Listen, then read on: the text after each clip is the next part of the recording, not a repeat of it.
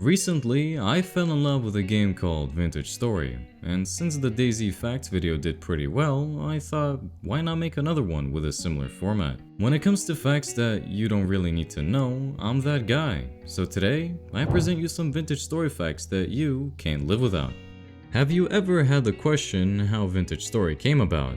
Well, to put it shortly, Tyrone and Sarity love playing Minecraft. So much so that they started to mod the game. They first introduced collectible butterflies and later on a total conversion mod to Minecraft called VintageCraft.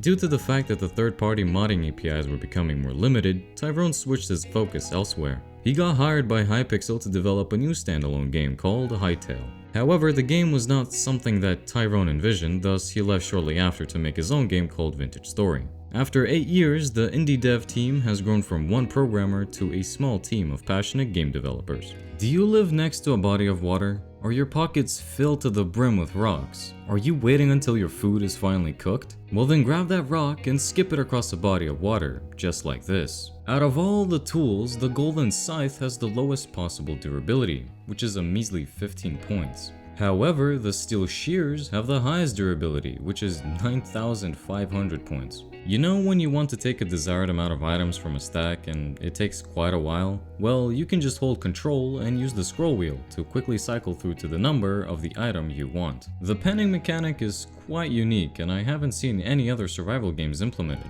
There are lots of useful and rare items that you can get. By panning gravel or sand, the drop rates are way lower and a little different compared to panning bony soil. The rarest items you can get from panning gravel/sand are the golden necklace, bronze gem necklace, silver chain, silver diadem, and gold coronet, all coming in with the rate of 1 in 10,000. However, with the bony soil, all of these items are the same, but the drop rates are significantly higher, coming in with the rate of 1 in 2,500. The most damage that can be dealt with a bow is with the recurve bow, combined with steel arrows. The most damage you can deal to an enemy with a single spear throw is with the ornate silver or gold variant. And finally, the highest strike damage can also be dealt with the same spears. Just don't look at the admin weapons that are listed on the wiki. Having doubts about your character's looks? Wanna change and try out a different class in the same world? There is a cheeky way to force the game to give you an option to change up your character. Just type this command in the text box, and boom, you can change everything all over again. Since we're in the customization screen already, why not find out how many different character variations there could possibly be? If my calculations are correct, there should be 5,539,995,648,000 possible unique characters that you can create. This calculation also takes into account the classes, because they give you unique clothes depending on what you choose to be. Weirdly enough, the only clothing sets that are unobtainable in normal survival are the Deep Noble and King sets. Due to some glitch, they can't spawn in ruins, however, their rotten counterparts are not affected. In the real world, there is only one equator. Shocking, I know. However, in a default world in Vintage Story, which consists of 1,024,000 by 1,024,000 blocks, has a stunning 5 equators. Talk about standing out. When picking a class, you have to take into account what kind of playstyle is best for you. If you're combat oriented, the Malefactor class is probably the worst one to pick out of all the classes. It only gives you a negative trait of minus 15% to melee damage and gives you no positive damage traits to even it out. This is not a fact, but just a quick reminder to subscribe if you're enjoying the video. Thanks in advance. If you ever played the Blackguard class, you probably know that there is a negative trait which increases your hunger rate by 30%.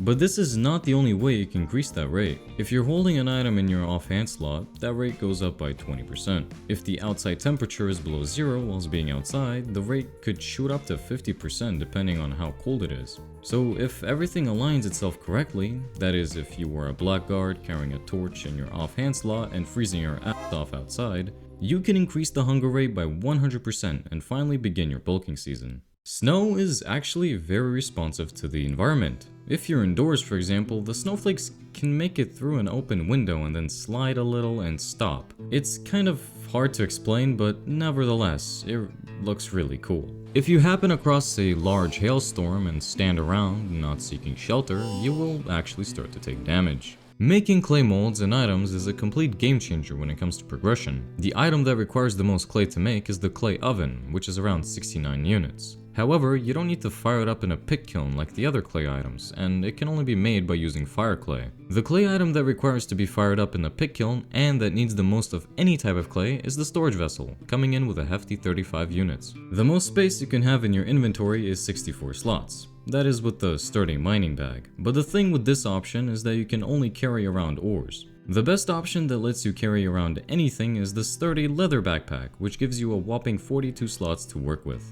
The chandelier is the brightest light source in the game. A normal candle produces a light source of 7. On the other hand, the chandelier, if it's maxed out, can produce a light level of 22. If you're playing on the default settings, a month in game takes about 9 days to pass, which is equivalent to around 9.2 hours in real life. However, if you choose to have 30 days in a month, it would take 24 hours of real time to pass. Traders may become hostile if you damage them, and funnily enough, if you die to a trader, the kill console will say that you died to a wild animal. If you're not hurting those poor traders, they can sell you some cool stuff in exchange for rusted gears. There are a few types of traders, and these are the most expensive and cheapest items you can buy from each category.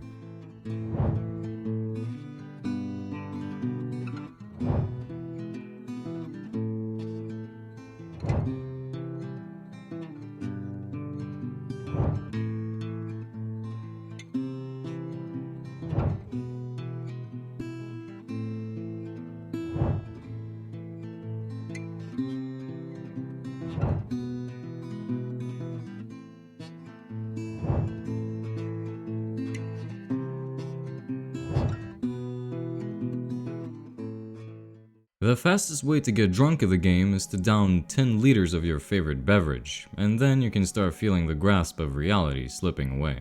If you're ever starving, the most filling food is a red meat and cabbage stew. To prepare it, just fill a cooking pot with 12 pieces of red meat and 12 pieces of cabbage. This food will give a whopping 1,740 satiety. There are 25 paintings you can collect throughout the game. They serve only a decorative purpose, but some have a message from the artist. These are my favorite ones. Nature and all the creatures we meet deserve our respect. This is a call to stand at a distance and simply observe the magnificence of those majestic creatures we may encounter. Here, this elegant elk is taking a relaxed evening stroll, but should not be underestimated. Graceful and clever, he's potentially deadly. The sun awakens and smiling down upon the world, promises a hot day ahead. The cautious hares gather to enjoy the comfortable morning chill. Together, in the shared moment, the rabbit family enjoys the fleeting beauty of the dawn and symbolize the fragility of life. To me, wolves in this painting symbolize loneliness, hunger, and the struggle to survive.